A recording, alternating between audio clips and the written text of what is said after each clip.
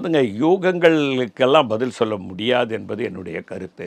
திருமாவளவன் அவர்கள் விவரமானவர். அவருக்கு தெரியும் இந்த மண் எப்படிப்பட்ட மண், யாரால் இந்த மண்ணுக்கு லாபம் கிடைக்கும், தன் மக்களுக்கு எந்த இயக்கத்தால் நன்மை கிடைக்கும் என்பதை நன்றாகவே அறிந்து வைத்திருக்கிறார் திருமாவளவன் அவர்கள்.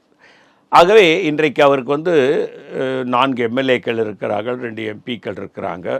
இந்த கூட்டணி அவரை மிகவும் மதிக்கிறது. இந்த கூட்டணி காங்கிரஸ் ஆகட்டும், திராவிட முன்னேற்றக் கழகமாகட்டும், விசிகாவை நாங்கள் மிகவும் மதிக்கிறோம், மிகவும் நேசிக்கிறோம். அதெல்லாம் அவருக்கு தெரியும். அதாவதுங்க, கூட்டணியில் இருக்கிறதுனாலேயே எதிர்மறையான கருத்துக்களை கூறக்கூடாது என்பதெல்லாம் கிடையாது. கூட்டணியில் இருக்கும்போது கூட சுட்டி காட்ட வேண்டும். தவறுகள் நடந்தால் சுட்டி காட்டினா அவன் தான் நல்ல நண்பன்.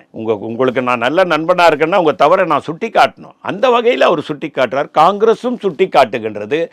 அந்த வகையில் தான் நாங்கள் சுட்டி காட்டி கொண்டிருக்கிறோமே தவிர, விசிகாவும் அந்த நிலையில் தான் இருக்கிறதே தவிர, அதனால் அவர் கூட்டணி மாறி போவார் என்பது இமயமலை உச்சியிலிருந்து கூட சொல்லுவேன். அது நடக்காது. அவரும் அது போன்ற மனிதர் அல்ல.